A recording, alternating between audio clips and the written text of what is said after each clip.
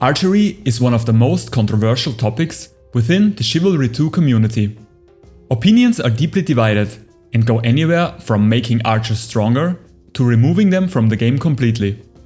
But how strong is archery really, and how well does ranged combat fit into a medieval slasher game like Chivalry 2? In this video I go over the most common arguments of both sides, give my opinion on the pros and cons of having archery and whether it needs adjustments or not.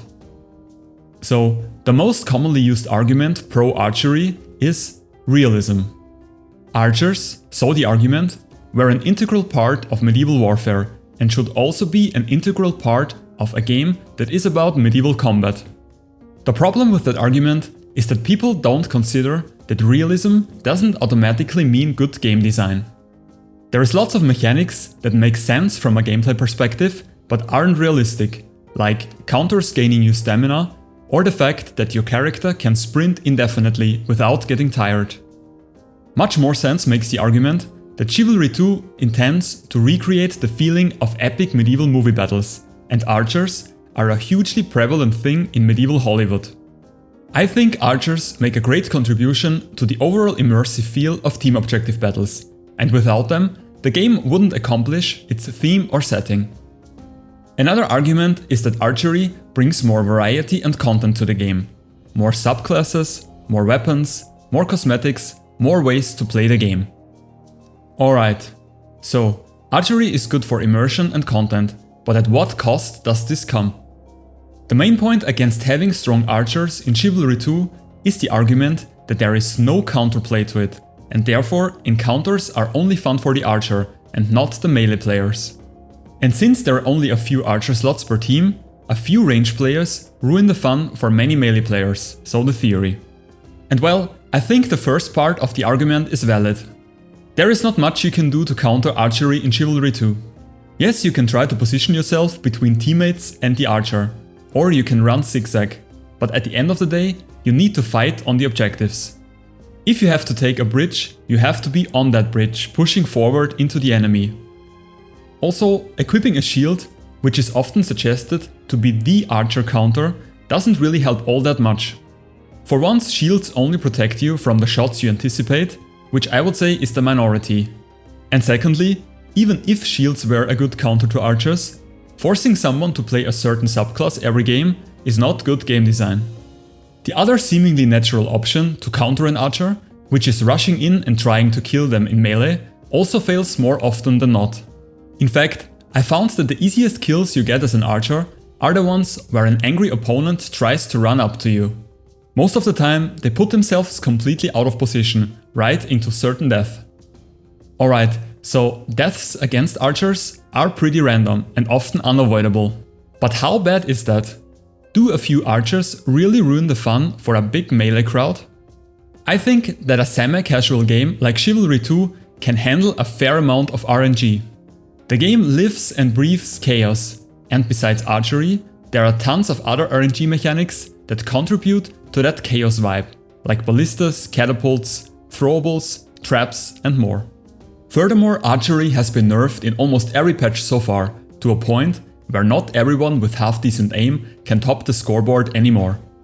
The huge skill ceiling that this class has, and the fact that Thornbanner balances it around the best archer players in the game, leads to the average archer player being rather useless to its team. Yes, they are doing some chip damage and getting a few kills here and there, but most archer players you come across are not really a big threat and mostly on the lower side of the scoreboard. Surely there are some exceptions, and sometimes you see a warbow player that goes like 40-1, tops the scoreboard and carries its team, but these cases are pretty rare in my opinion. So I think the right approach, which also Thornbanner seems to take, is having them in the game mainly for immersion and gameplay variety, and not letting the average archer player have an overwhelmingly high impact on the game with a playstyle that has hardly any counters and can become quite frustrating to play against if it is too powerful.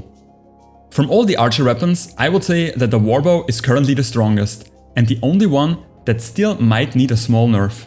The thing is, most casual players never get to play it, as it is locked behind archery level 18, which is quite a lot, if you only play as an archer once in a while. The longbow mostly deals chip damage, and is pretty hard to get kills with, unless you're a god at landing headshots or only target heavily wounded opponents. The crossbow got hit with a damage nerf in the most recent patch.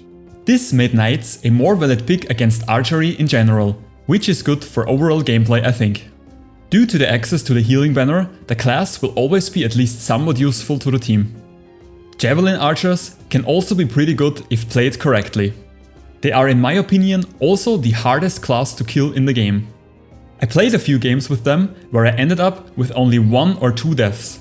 Having access to super high damage throws that can be easily restocked, combined with the fact that enemies can't ever catch you without a melee weapon out, makes this class pretty strong in the right hands. Definitely underrated. I think most complaints about archers in Chivalry 2 come from higher skill players that try to maximize their kill-death ratio.